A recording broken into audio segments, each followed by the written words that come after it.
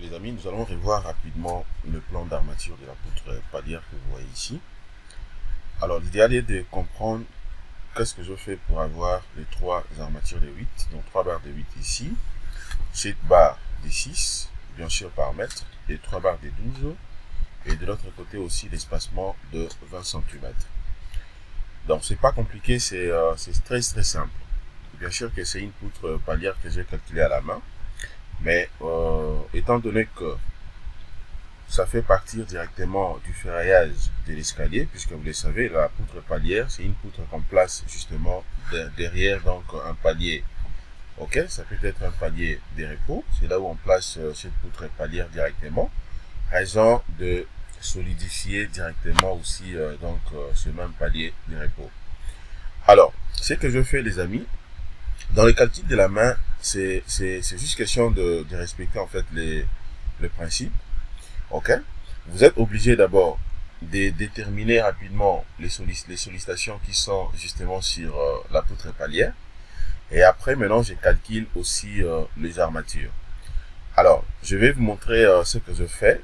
Vous allez comprendre que c'est vraiment un jeu d'enfant. Ce n'est pas du tout compliqué. Let's go les amis.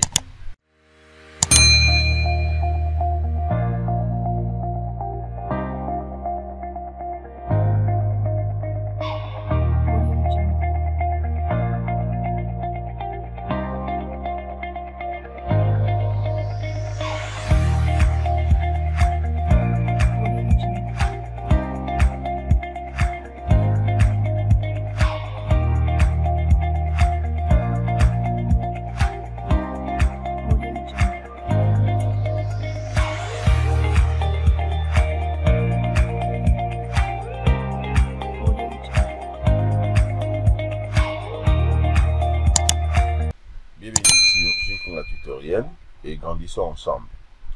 Les amis, nous allons continuer nos séries de formations comme je l'ai dit chaque fois. Ce matin, nous allons donc travailler rapidement, donc faire tout simplement un petit retour sur la poutre palière. C'est vrai que la poutre palière, comme vous le savez, c'est une poutre qu'on place justement au niveau de l'escalier sur le palier des repos, raison justement de solidifier dans ce palier des repos. Mais néanmoins, il y a des notions très importantes que l'ingénieur doit retenir afin de bien dimensionner cette poutre palière. La première des choses, vous êtes obligé d'abord d'avoir les données. D'avoir les données de cette poutre palière. Quand je dis les données, c'est-à-dire quoi? Il faudrait que vous puissiez déjà avoir la longueur, ok, de la poutre palière qui pourra donc vous aider maintenant de faire les prédimensionnements. Dans les calculs des structures à la main, que ce soit sur le logiciel, ça peut être Robot Structural Professional Analysis, ou bien un autre logiciel de calcul des structures, ce qu'il faut mettre en tête est que l'ingénieur doit nécessairement prédimensionner les éléments pour avoir une bonne approche dans le dimensionnement. Puisque si par contre que vous n'avez pas prédimensionné et que vous prenez seulement les dimensions ou des sections d'une manière aléatoire, eh ben, je peux vous assurer que ce n'est pas du tout intéressant. Ce n'est pas du tout intéressant puisque l'ingénieur, c'est la précision. Ok? Raison pour laquelle, même pour les cas de la poutre palière, vous êtes obligé d'abord de déterminer rapidement les dimensions. Donc, notamment, comme je viens de dire, la longueur de cette poutre palière. C'est à travers maintenant cette longueur que je pourrais donc justement la prédimensionner. Ok? Puisqu'il s'agit bien sûr de la poutre. Vous savez très bien comment prédimensionner une poutre, puisqu'on avait fait ça déjà ensemble avec vous. Et une fois que je prédimensionne, ça va me donner une idée claire à ce qui concerne déjà la hauteur de la poutre, ainsi que la base de la poutre. Et après maintenant, j'évolue pour le chargement. Ok? Donc, c'est ce que nous allons premièrement faire. Alors, ce que je fais, la première des choses, c'est quoi? Je m'en vais rapidement sur les plans. Je m'en vais d'abord sur les plans. Je dois maintenant quitter rapidement, enfin, de comprendre si la poutre palière que moi j'aurai ici donc aura bien sûr une longueur de combien. Donc pour faire simple, je peux prendre soit la partie rez-de-chaussée ici. Ok, déjà je vois très bien que la distance d'ici jusque là ça fait 2,40 m, mais tandis que pour la poutre palière, donc la distance ça sera tout simplement la largeur de la cage d'escalier. Ok, cette largeur ici, donc ça fait 2,05 m. 2,05 m. Ok, donc c'est ça en fait la longueur de la poutre palière que moi je vais considérer. 2,05 m. Même si je viens ici, vous allez voir que j'ai la même valeur, 2,05 m. Ok? Et 2,05 m, c'est ça. Alors, maintenant, qu'est-ce que je fais? Étant donné que la distance déjà est connue, alors je suis maintenant obligé de rentrer rapidement ici. Donc, je prends L qui sera égal à 2,05 m. Donc, c'est 205 cm, puisque là, j'ai pris en centimètres, mais en mètres, ça fait 2,05 m. Ok? Donc, c'est simple. C'est pour dire tout simplement que pour avoir la distance ou la longueur de la poutre palière, allez-y sur le plan. C'est là où vous aurez une idée claire. Ok? Ou carrément en faisant bien sûr la coupe peut-être transversale, ou bien la vie en plan. Vous regardez la vie en plan seulement de la case de l'ascenseur et vous aurez directement cette valeur ici. Et après maintenant je fais le prédimensionnement. Le prédimensionnement de la poutre est simple.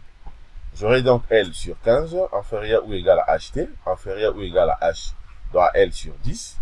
Dès que je prédimensionne, j'aurai ici combien? Donc je vais prendre, ça sera donc en centimètres, donc 205 sur 205 sur 15. Je peux vérifier avec vous. 205 sur 15, ça me donne une valeur de combien? De 13. De l'autre côté, 13,66. Et puis là, j'aurai 205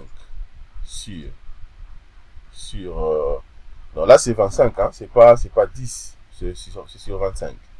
Ok, donc je vais mal noter sur 25. Non, qu'est-ce que je dis? C'est sur 10, c'est pas sur 25. Puisqu'il s'agit bien sûr de la poutre, c'est pas en fait, c'est pas la dalle. Ok, donc j'aurai 205 sur 10. Ok, ça me donne 20,5. Alors, je prends maintenant le HT, qui est bien sûr la hauteur totale de la poutre palière, sera égal à 20 cm. Alors, pour trouver maintenant la base, c'est très très simple. Donc, j'aurai tout simplement, on nous dit que B doit être supérieur ou égal à HT sur 2. Et donc, je prends moi, déjà 20. Ok? Et là, j'ai opté pour une hauteur de 20, donc ça sera 20 divisé par 2. Ça me donne directement une valeur de 10 cm. Alors, d'autant plus qu'on m'a dit c'est supérieur ou égal, donc moi je prends la base B0 égale à 15 cm. Donc c'est pour dire que la section de ma poutre palière ici est de 20 fois 15 cm². Voilà. Après maintenant je vais passer rapidement sur les chargements. Ok, donc charge et surcharge. Alors comme vous le savez, dans le dimensionnement ou dans le calcul des structures, l'ingénieur doit nécessairement déterminer a priori d'abord le poids propre de l'élément donc de la structure. Ok, donc quand je dis le poids propre pour notre cas ici, donc je suis obligé de déterminer d'abord le poids propre de la poutre palière. D'autant plus que la surface est connue, donc qui est de 20 fois 15. Ok, je remplace ça à partir d'ici. Eh bien, je sais très bien que le poids propre déjà là, ça sera donc fonction justement d'une charge permanente. Et donc, ça sera 0,2.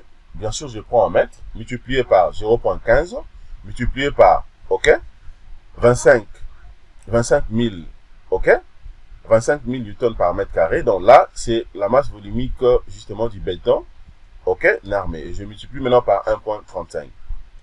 Pour la pondérer directement, ça me donne la valeur que vous voyez ici. Ok, 1012,5 newtons par mètre. Alors, maintenant, il faut savoir que à notre niveau ici, le plancher du repos, le plancher donc du palier des repos ici pour moi, comment je vais maintenant calculer ici? Je suis obligé de prendre ici donc la moitié du poids propre, ok, du plancher du repos. Ok, quand je dis la moitié, c'est dans le sens où, puisque là je suis en train d'évaluer ou de surcharger le palier donc le palier des repos. Comme vous le savez, le palier des repos se situe justement à une distance, donc si on prend par exemple la hauteur sous plancher de 3 mètres, ok, c'est comme on avait fait lorsqu'on était en train de calculer donc l'escalier. C'est-à-dire si je vais déterminer par exemple la hauteur sous palier des repos, donc ça sera tout simplement les 3 mètres divisé par 2. Les 3 mètres divisé par 2, c'est là arrivé à dire quoi? La hauteur sous palier des repos sera de 1,50. Donc ça va de même également pour les cas d'une poutre palière, puisque la poutre palière maintenant sera donc censée être calculée comment? Donc je prendrai tout simplement la moitié du poids du plancher des repos. OK? Donc, c'est ce que j'ai pris ici. Donc, j'aurai la valeur est là, que je multiplie maintenant par le 1 mètre, bien sûr, par rapport à la bande sur 2. Et je trouve cette valeur. Alors, au niveau de la paillasse également, je fais la même chose. Donc, moitié du poids de paillasse. OK? Je calcule et je trouve directement la valeur que vous voyez ici. Alors, comment maintenant je serai obligé de trouver la charge PI, puisque n'oubliez pas que c'est une poutre palière. Donc, l'objectif ici est que je suis en train de me battre afin de surcharger ou de charger, pour ne pas parler de surcharger, de charger d'abord la poutre palière. Et après, maintenant, je vais calculer directement les efforts. OK? Et puis maintenant, je vais calculer les efforts, c'est-à-dire l'effort tranchant, les moments fléchissants et tout ce qu'on connaît, justement pour comprendre la réalité de son fonctionnement.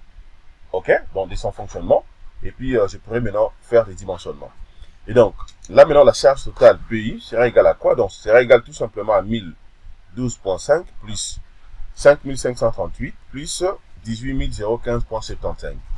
Et ça me donne une valeur de 24 566 newtons par mètre. OK? Regardez maintenant la poutre palière surchargée ici, ou chargée ici. Vous avez la portée de 2,05 m, et puis sa charge est de 24 566 newtons par mètre. OK? Étant donné que cela est connu, donc là, ça devient encore de plus en plus simple, puisque là, donc c'est une poutre, justement, reposant sur des appuis. OK? Et donc, si maintenant je vais calculer les efforts, d'autant plus que c'est une poutre, comme je l'ai dit, une poutre isostatique reposant sur des appuis, OK, ayant une charge uniformément répartie, donc c'est très simple à calculer, puisque si je vais calculer, par exemple, la valeur des moments ou le diagramme des moments fléchissants, comme vous le savez, ça sera tout simplement le PL carré sur 8. PL carré sur 8, donc déjà les diagrammes, ça sera donc un parabole. Donc voilà, regardez maintenant les calculs des moments, bien sûr entravés, donc le M max sera égal à PL carré sur 8, comme je viens de le dire. Donc, je remplace directement. OK? Et je trouve maintenant la valeur de 12 905 Nm. L'effort tranchant aux appuis, le TA qui sera égal à TB, donc puisque c'est uniforme, PL sur 2, je remplace, je trouve 25 180 newtons. Alors, et après maintenant, je peux calculer directement les armatures longitudinales. OK? Dans les calculs des armatures longitudinales, sachant très bien les données importantes ici, donc déjà je sais que la hauteur, OK, le HT de la poutre palière prédimensionnée est de 20 cm. Alors, maintenant, dès que j'ai déduit l'enrobage, je prends par exemple 2, j'aurai donc 2 sera égal à quoi? Sera égal à 20 moins 2, donc ça fera 18 cm. Et sa base est de 15 cm. Donc là, j'ai déjà la valeur de MU, calculée, trouvée ici. Maintenant, je vais calculer le MU ici. Donc, ça veut dire quoi? Je vais remplacer la valeur de MI et puis je prends donc le B qui est justement la base de la poutre palière. Le D est calculé ici, le 18 carré. Et puis, je remplace directement le FBI du béton. OK? Alors, regardez maintenant à quoi ça ressemble. Dès que je remplace, je trouve une valeur de 0,173 supérieure à 0,186, donc je tombe dans le pivot A. Ça me permet maintenant de calculer l'alpha également. Je trouve la valeur de 0,239. Dans la même procédure, là, c'est simple. Je calcule maintenant le Z qui sera égal à 2 multiplié par 1 moins 0,4 multiplié par alpha. Dès que je remplace, je trouve la valeur de 16,27 cm. Maintenant, je peux calculer la section d'armature. Comment calculer la section d'armature pour la poutre palière? Pour calculer la section d'armature de la poutre palière, en fait, j'aurai besoin de quoi? Ça sera égal à MI, qui est le moment max sur Z multiplié par, OK, la contrainte ST ici. Alors, je peux que remplacer directement. J'ai toutes les valeurs, donc dès que je remplace, ça me donne une section de 2,28 cm². Soit, je prends une section réelle de 2,355 cm². Donc, j'aurai 3 barres de 12. OK, là, ce sont des armatures longitudinales. Alors, maintenant, pour des raisons de disposition constructive, OK, puisque vous le savez très bien, la disposition constructive compte généralement, surtout pendant l'exécution, puisque l'ingénieur doit se conformer aussi aux règles.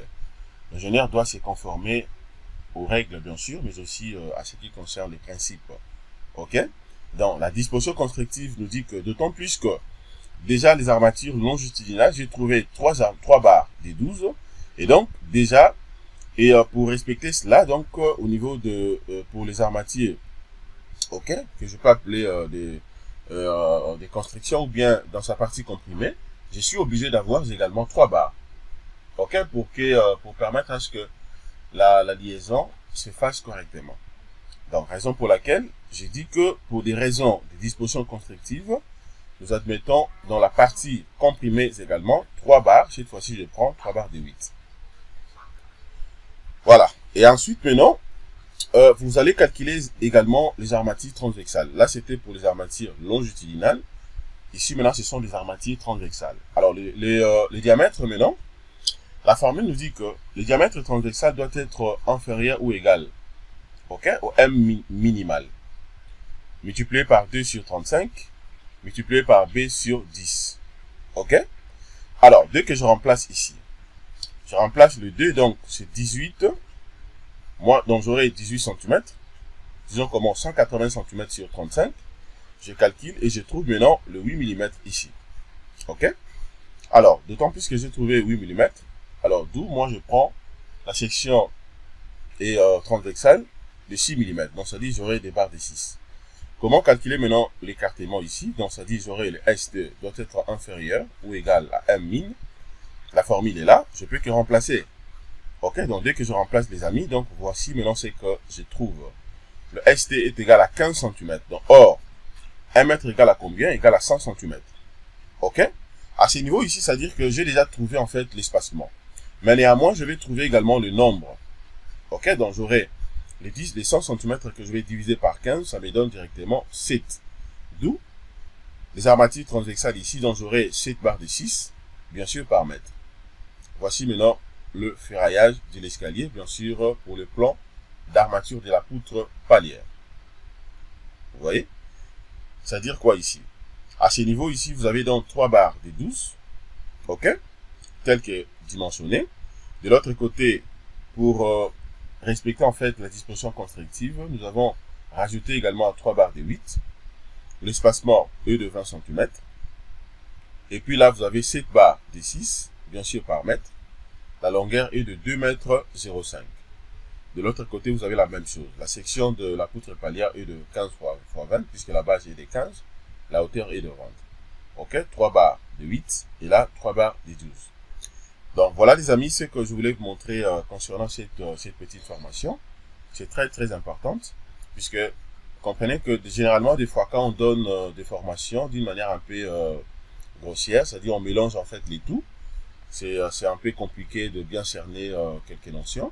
Raison pour laquelle, compte tenu des questions que je reçois chaque jour, je m'étais dit ça vaut la peine pour moi également de synthétiser, afin de vous montrer comment dimensionner pour avoir le plan d'armature ou le plan d'exécution, si vous voulez, le plan d'armature de la poutre palière. Merci les amis, abonnez-vous massivement sur notre chaîne YouTube, likez le contenu ainsi que commentez.